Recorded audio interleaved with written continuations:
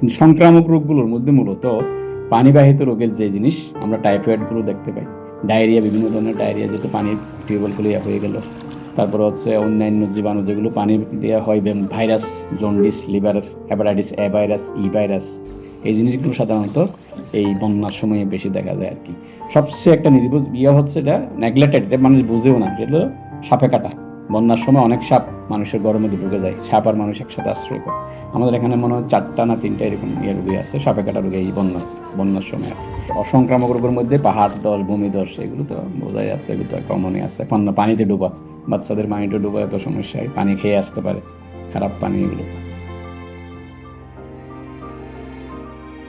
টিউবওয়েলগুলো যদি এতে থাকে, পানিতে ডুবে থাকে, ওই টিউবওয়েলের পানি পান না করা, আমরা সাধারণত পানিটাকে পরিষ্কার করা, ক্লোরিনের ট্যাবলেট পাওয়া যায়, যে ট্যাবলেট দিয়ে সাধারণত পানি পরিষ্কার করে বা পানি করে খাওয়া যায়। না পারলে ছাঁকি, বিভিন্ন ধরনের স্তর দিয়ে সেকে পানিগুলো খেতে হবে আর কি।